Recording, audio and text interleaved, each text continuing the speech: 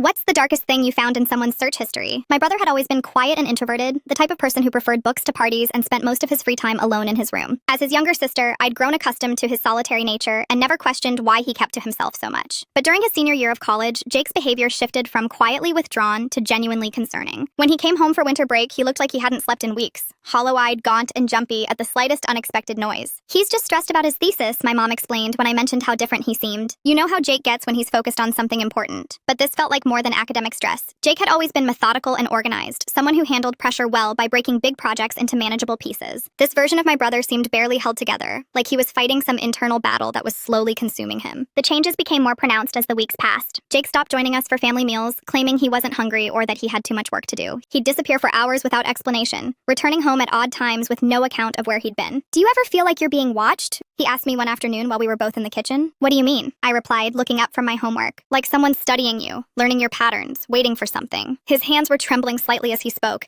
and he kept glancing toward the windows as if expecting to see someone lurking outside. "Jake, that sounds really paranoid. Maybe you should talk to someone about these feelings." "I'm not paranoid," he snapped, "and I'm being realistic about what people are capable of." My parents scheduled an appointment with our family doctor, who diagnosed Jake with depression and anxiety, prescribing medication and recommending therapy. But Jake refused both treatments, insisting that his problems couldn't be solved by conventional methods. "The doctors don't understand what's really happening," he told my dad during one of their increasingly frequent arguments about his mental health. "They can't help with something like this." "Something like what?" my dad pressed. "Jake, you need to help us understand what you're going through." "You wouldn't believe me," Jake replied, retreating back to his room and locking the door behind him. His paranoia intensified over the following weeks. He covered his bedroom windows with heavy blankets, claiming he needed complete privacy to work. He stopped using his phone entirely, saying he couldn't trust digital communications. He even started bringing his own food to eat, convinced that someone might tamper with the family meals. "This is getting scary," my mom confided in me one evening. "I don't know how to help him, and I'm starting to worry he might hurt himself." But Jake didn't seem suicidal. He seemed angry. There was a barely contained rage simmering beneath his paranoid behavior, a sense that he was planning something rather than falling apart. One night, I heard him talking to someone in his room. Since he'd disconnected his phone and internet, I assumed he was on a video call using his laptop. But when I listened more carefully, I realized he was talking to himself. Full story on channel link below.